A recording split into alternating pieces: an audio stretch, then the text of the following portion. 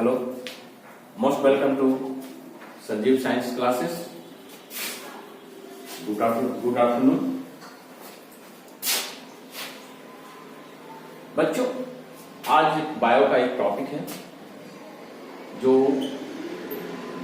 Nutrients या component of food, ये chapter है। लेसन का नाम ही है कंपोनेंट्स ऑफ फूड। तो बच्चों, मैं बात कर रहा हूं कि हमारे all living thing need to food. कहता है कि सभी लिविंग थिंग के लिए भोजन क्यों आवश्यक। तो कह सकते हैं कि ऑल लिविंग थिंग नेसेसरी या essential for food growth, development and locomotion, या एक कह सकते हैं वर्क, यानी सभी लिविंग थिंग के लिए एनर्जी जो है, फूड है एनर्जी के लिए, और एनर्जी किसी वर्क को परफॉर्म करने के लिए, कार्य करने के लिए ये होता है। अब यहां आता है न्यूट्रिशन। कहेंगे तो किससे न्यूट्रिएंट्स होता है क्या। तो न्यूट्रिएंट्स का डिफाइन जो आप करिएगा ना, न्यूट्रिएंट्स का जो डिफाइन करने के बाद है तो कहता है the process by which organism obtain nutrients from its food, it is called nutrients. यानी भोजन वह प्रक्रिया है जिससे कोई भी ऑर्गेनिज्म, लिविंग ऑर्गेनिज्म अपने आप को डेवलपमेंट करता है। तो इसी तरह से इन न्यूट्रिएंट्स को क्या किया गया, कैटेगरी में बांट दिया गया। तो न्यूट्रिएंट्स कहता है कि दो मोड ऑफ न्यूट्रिएंट्स कहता है दो प्रकार के होते हैं, ऑटोट्रॉप और heterotroph. Autotroph and heterotroph. Auto का मतलब होता है स्वपोषी,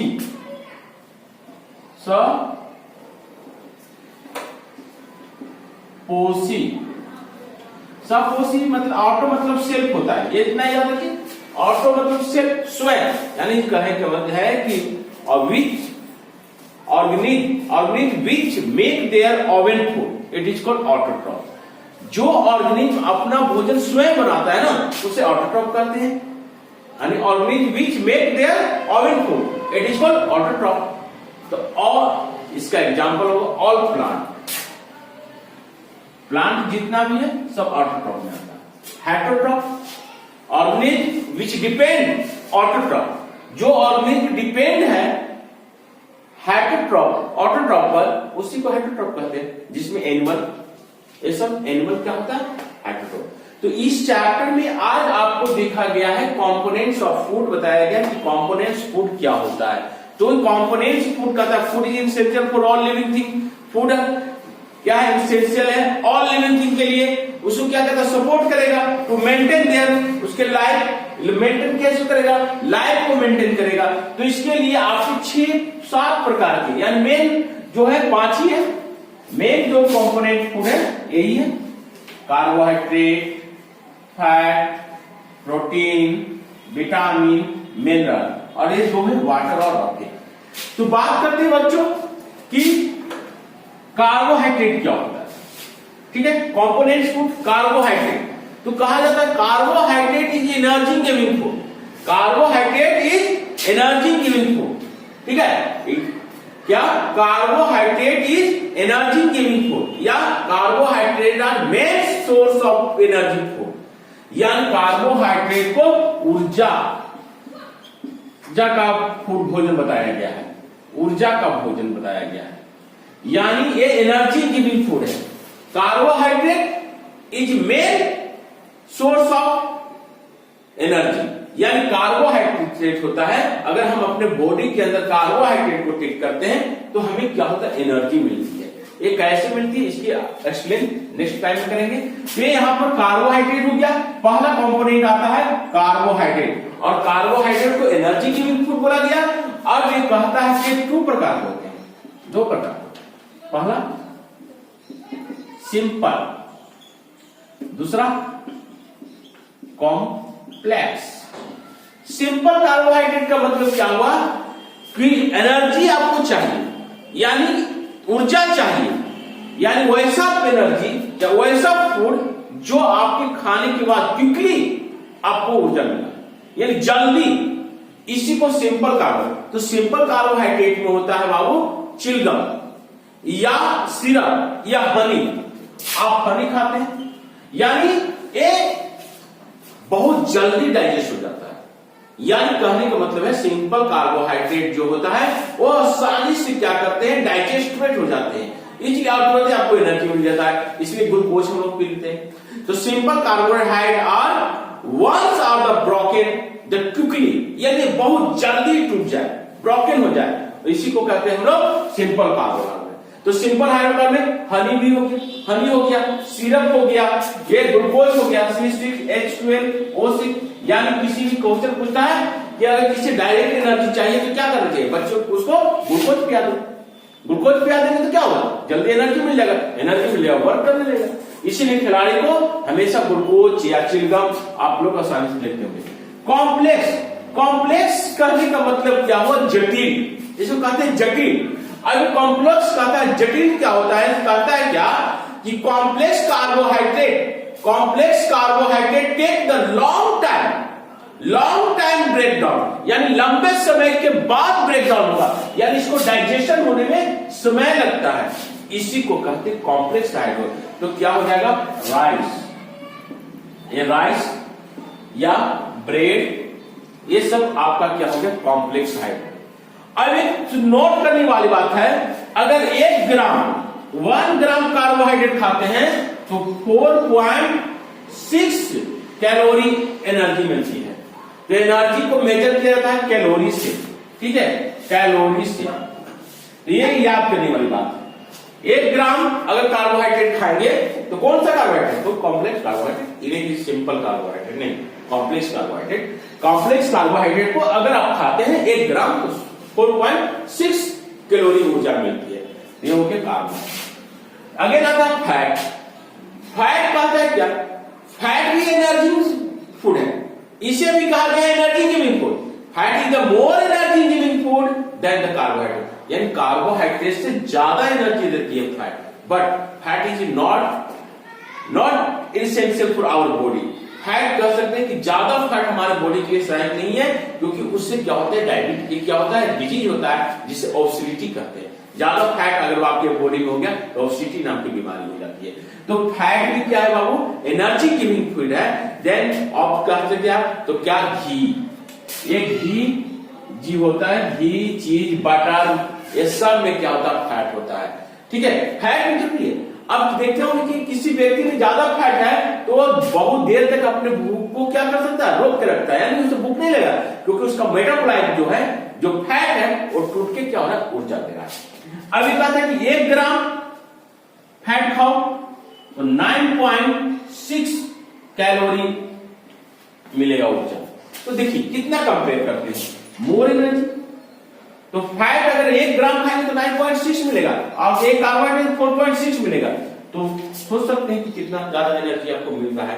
तो इसीलिए कहा गया है बाबू कि fat is the more energy giving food. और फैट जो होता है ना, वो आपको बॉडी में स्टोर होता है स्किन पे, उसको मेटाबोलाइट कहते हैं, ठीक है, ये फैट हो गया। दूसरी आती है प्रोटीन। देखिए प्रोटीन कहता है बाबू, प्रोटीन जो होते हैं, प्रोटीन का जो खोज किया था वो बर्जीलियस ने किया था। एक साइंटिस्ट था बर्जीलियस, बर्जीलियस ने खोज किया था, प्रोटीन का खोज किया था बर्जीलियस नाम का साइंटिस्ट ने किया था। किसने किया था, बर्जीलियस ने। ये प्रोटीन कहता है क्या कि आपके बॉडी को बॉडी बिल्डिंग फूड कहा जाता है।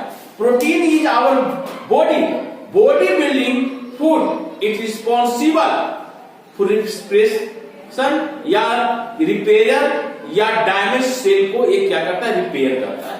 तो क्या कहा गया, protein are our body building food, it is responsible for damage cell and tissue in our body. यानी आपके बॉडी के अंदर जो सेल है, टिश्यू है, वो जो डैमेज कर गया या टूट गया उसको रिपेयर करता है। इसको बॉडी बिल्डिंग फूड कहते हैं। Protein is body building food. ऐसे खोज किसने किया था, बर्जीलियस नाम का साइंटिस्ट ने किया था। कौन किया था, बर्जीलियस नाम का साइंटिस्ट ने किया था। तो अब प्रोटीन कहा था कि आपके बॉडी पे में प्रोटीन जो होगा वो mode of the small unit होगा, वो एमिनो एसिड में होगा। यानी प्रोटीन का डाइजेशन कहां होगा आपके बॉडी में, तो स्टोमच में। स्टोमाच में। और ये प्रोटीन किस रूप में टूटेगा? तो प्रोटीन जो है पहले टूटता है बाबू पेप्टॉन में, और उसके बाद एमिनो एसिड में। अब देखो प्रोटीन का डाइजेशन स्टोमाच में हुआ तो कितना परसेंट होगा? कुछ 70%, 30% कहां होगा? ये 30% पेप्टॉन के रूप में कहां टूटेगा?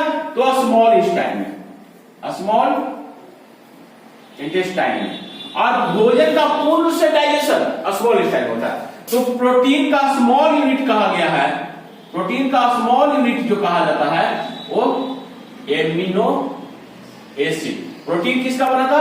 एमिनो एसिड का।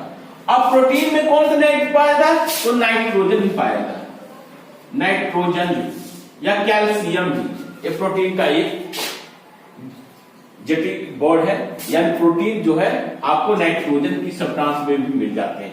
तो प्रोटीन का सोर्स, रिच सोर्स क्या है? तो प्रोटीन का रिच सोर्स जो होता है वो सोयाबीन है, सोयाबीन, जिसे आप सोयाबीन भी कह सकते हैं, या आप कवक में कह सकते हैं क्या? Mushroom, mushroom. यानी इसमें क्या होता है? अधिक मात्रा प्रोटीन। या आप कह सकते हैं किसमें? पल्स, पल्स, पल्स में प्रोटीन है। इसलिए आप देखते होंगे कि 6 मंथ आफ्टर वाले बच्चे को क्या करते हैं हम लोग? प्रोटीन देना शुरू कर देते हैं। दाल का पानी, पल्स का जो वाटर पानी, लिक्विड वाटर था, उस बच्चे को पियाते हैं। एक क्या होता है बाबू? जिससे बच्चे में क्या होता है? सेल का ग्रोथ होता है, बोन्स बढ़ेगा। तो इस सब क्या होगा? आपका बच्चा डेवलपमेंट करता है। तो प्रोटीन हमारे बॉडी के लिए इसेंशियल है, ठीक है। तो ये कहा गया कि प्रोटीन का खोज किसने किया? तो बर्जीलियस ने किया था। तो प्रोटीन का स्मॉल यूनिट क्या है? तो प्रोटीन का स्मॉल यूनिट एमिनो एसिड होता है, ठीक है। प्रोटीन कहता है क्या? कहा एमिनो एसिड होता है, मिल्क में मिलेगा, एग में मिलेगा, पल्स में मिलेगा, सोयाबीन में मिलेगा, एंड एटसेट्रा, ठीक है। तो प्रोटीन। अब आता है क्या बाबू? उसके बाद आता है क्या? विटामिन। देखो विटामिन जो वर्ड है ना, विटामिन वर्ड को देने वाला साइंटिस्ट कोई और है। विटामिन को वर्ड को देने वाला जो साइंटिस्ट है उसको हॉपिक नाम है, हॉपिक्स, ठीक ना? हॉपिकिंस, हॉपिकिंस छूट गया, हॉपकिंस। लेकिन एक वर्ड एक क्या था? विटामिन का खोजने वाला, खोजने वाला। ऐसे बहुत आते हैं फंक फंक, लेकिन हॉपकिंस ने खोजा था। और फंक ने 1911 में इसका नाम दिया था। क्या क्या था? इसका नाम दिया था किसका? विटामिन का। और विटामिन हमारे बॉडी को कोई एनर्जी नहीं देती, बल्कि कह सकते हैं क्या? प्रोटेक्ट करती है डिजीज से, फाइट करती है डिजीज से। और विटामिन बहुत तरह के होते हैं। Our body is necessary for 30 vitamin. आपकी बॉडी को 13 विटामिन की आवश्यकता होती है। हमारे बॉडी में 3 vitamin A, vitamin B, vitamin C, vitamin D, vitamin E, vitamin K, ये सारे चीजें वो वीडियो है विटामिन पर हम आपको पढ़ाएंगे, उसमें बताएंगे। लेकिन विटामिन का खोज हॉपकिंस ने किया, नाम दिया था फंक ने 1911 में। आपकी बॉडी को 13 विटामिन की आवश्यकता होती है। अब विटामिन से कहा गया है क्या कि बात आती है, विटामिन जो होते हैं ना, एक आपके स्टोमाच में, पेट में भी इसका क्या होता है? मैन्युफैक्चर होता है। तो उसका ए और डी का स्टोमाच में अपने आप बनते हैं, ठीक है। और बात करते हैं विटामिन की बाबू। तो विटामिन कहता है क्या कि 2 प्रकार के होते हैं, 2 टाइप विटामिन। किस तरह से? सोलिबिलिटी के आधार से। एक फैट में घुलने वाला, फैट में घुलने वाला यानी वसा कहा जाता है, और एक वाटर में। तो फैट सोलुबल विटामिन कौन कौन होता है? तो फैट सोलुबल विटामिन जो हो गया ए, डी, ई, के, और वाटर सोलुबल यानी पानी में घुलने वाला, घुलने वाला हो गया बी और सी, ठीक है। तो इस तरह से एक फैट। और विटामिन की बहुत सारे हैं, वो सब वीडियो में बताएंगे, अगले क्लास में विटामिन का स्पेशल क्लास होगा, उसमें बताएंगे। मिनरल, देखो मिनरल भी उसी तरह से है बाबू, विटामिन के जैसा। ये भी हमारे बॉडी को क्या करता है? प्रोटेक्ट करता है डिजीज से, फाइट करता है। जैसे बहुत सारे मिनरल के हमारे बॉडी में कम से कम 26 मिनरल की आवश्यकता होती है, जैसे सोडियम, पोटेशियम, कैल्शियम में और आयोडीन, ये सब आयरन, ये सब मिनरल्स हैं। और मिनरल्स कहता है क्या, हम आपके डिजीज से फाइट करते हैं। जैसे में आप करते हैं आयरन, आपको आयरन की बात करते हैं, यानी आयरन की बात करते हैं, ये आपके ब्लड में मिलेंगे, ब्लड में। तो ब्लड में क्या मिलेंगे बाबू, ब्लड में ये आयरन होगा तो हेमोग्लोबिन बढ़ेगा, है ना। ये एनीमिया नामक डिजीज से क्या करेगा, प्रोटेक्ट करेगा। उसके बाद हम बात करते हैं किसका, कैल्शियम। कैल्शियम से क्या होगा, बोन्स आपका मजबूत होगा, बोन्स आपके मजबूत होंगे, है ना। फास्फोरस, तो टीथ और बोन्स दोनों मजबूत होंगे। अगर हम बात करते हैं किसका, आयोडीन का, तो आयोडीन क्या होगा बाबू, आयोडीन जो हो गया क्या करेगा, आपको गोइटर डिजीज यानी फ्लोरेसेंट हार्मोन का सिक्रेशन करेगा, है ना। ये सब मिनरल होते हैं। तो मिनरल कहता है क्या कि mineral are essential for our body, is also called protective food. या प्रोटीन को और मिनरल को, सॉरी प्रोटीन नहीं, विटामिन और मिनरल को प्रोटेक्टिव फूड कह सकते हैं। प्रोटेक्टिव फूड किसको क्या कह सकते हैं, प्रोटेक्टिव फूड। किसको, विटामिन और मिनरल को आप प्रोटेक्टिव फूड कह सकते हैं। क्यों, ये कहता है कि mineral are essential for our body, it is also called protective food. ये प्रोटेक्टिव फूड होते हैं। अब दूसरा है वाटर और राफे। देखिए राफे जो वाटर जो है ना, ये मेन फूड कंपोनेंट फूड में नहीं आते हैं, लेकिन हाँ नेसेसरी है। जैसे राफे का तो राफे भी डाइटरी फाइबर फूड, या इसको फाइबर फूड कहिए। ये it is help to the removing toxic substance, या it complete to digestion, help to digestion. ये कहता है राफे की रिमूव टू टॉक्सिन सब्सटेंस। अगर आपके बॉडी में टॉक्सिन सब्सटेंस हो जा रहा है तो आप राफेज खाइए, ये डाइटरी फाइबर खाइएगा, तो क्या होगा, ये रिमूव कर देगा। या ये कह सकते हैं कि आपको डाइजेशन में हेल्प करता है। जैसे में कुकुम्बर हो गया, कैरोट हो गया, ये पपाया हो गया, ये सब क्या है, रफेज फूड है। ये सब खाइए, ये खाने से आपका डाइजेशन सही हो जाएगा, टॉक्सिक सब्सटेंस नहीं बनेगा, उसको रिमूव करेगा। ठीक है, फ्रूट खाए, रेडियस खाए, जितने भी है सब क्या है, ये सब रफेज में। ठीक है, अब आती है बाबू वाटर। तो देखो वाटर क्या था, वाटर के maintain the blood circulation. Water जो है आपके बॉडी को मेंटेन करता है। आपकी बॉडी में 70 से 75% वाटर होता है। 70 to 80 करती है, कोई दिक्कत नहीं हो। 70 to 80% आपका बॉडी में वाटर होता है, और ये क्या करता है, मेंटेन करता है ब्लड के वॉल्यूम को एंड बॉडी के टेम्परेचर को मेंटेन करके रखता है। So water is the leg. अगर जैसे आपके बॉडी में वाटर की कमी हो जाएगा तो आपको डिहाइड्रेशन होता है। क्या होगा, डिहाइड्रेशन की प्रोसेस हो जाएगी। तो ये था बाबू आपका कंपोनेंट्स ऑफ फूड। इसमें बताया गया कि फूड आपके लिए कौन कौन से, तो कार्बोहाइड्रेट। जब इसको हम डाइजेस्टिव सिस्टम पढ़ेंगे तो सबको फिर से बताएंगे। ये तो समरी है, यानी एक शुरुआत है कि आपको कितना फूड लेना है।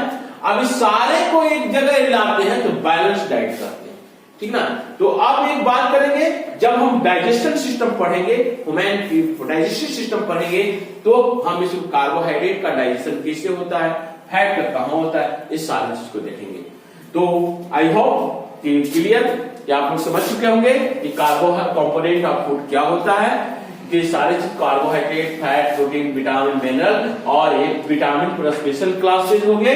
एक स्पेशल ही क्लास मिलेगा आपको विटामिन के बारे में, और एक प्रोटीन के बारे में भी आपको क्या होगा, जब डाइजेस्टिव सिस्टम रहेगा उसमें कंप्लीट होगा। तो आई होप मैं क्लियर समझ सकता हूं कि आप लोग को समझ में सारी बातें आ गई होगी।